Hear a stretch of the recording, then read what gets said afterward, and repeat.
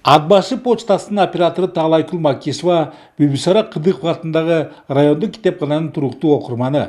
Айрыкча мында жарандыкчына санариптик билим берүү долбоору жүзөгө ашыра баштаганы түйшүгү кыйла жеңилдеп, өзүнүн ишине керектүү материалдарын интернет түнүнүн аркасында ушул жерден топтойт.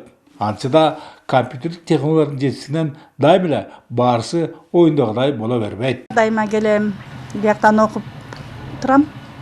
Ошо азыр бияктын китепкана тар болгонуна байланыштуу кичине эмет албайбыз. Бияк суук. Жаңы китепкана ачылса андан бетер бизге деле жакшы болмок. Баарыбыз деле күтүп атабыз азыр. Балдар деле жакшыдан жылуу болсо. Чынында эле Атбашы райондук мамлекеттик администрациясынын жыйындар залына жайгаштырылган китепкананын аты эле болсо, заты түк байкалбайт. Сөз болып жатқан Бибисара Кыдыков атындагы Атбашы райондук китепканасынын китеп фондусуна жалпы сан 60 миңден ашыраак адабияттар бар. Өзүңүздөр көрүп тургандай, алар мына моундай ыңгайсыз шартта сакталгандыктан айрымдары бузулуп кетет. Ошол учурда кышкысын биякта суук болгондуктан жылуураак кийинип алсаңыз састырмалуу болушуңуз болуп мүмкүн. Ушундай кем-качтарга карабастан китепканада санариптештирүү аракеттери жасалган. Бирок бул багытта аздыр көптүр иштер аткарылса да, ырыстуу майнап чыкпады. Башкасына көз жумганда да компьютерлерге, ноутбуктарга, модемдерге таңсыктык дале чоң. Бизде БШК тарабынан жарандык жана санариптик билим берүү борборунан ноутбук жана 4 телевизор келген.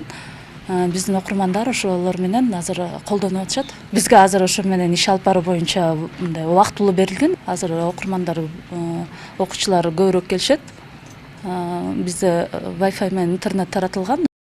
Эгер Атбаш айылынын чок ортосунда курулуп жаткан мультифункционалдык окуу борбору аяктаса, жогорудагы аянычтуу абалдагы райондук китепкананын телегейи тегиз болору күтүлөт.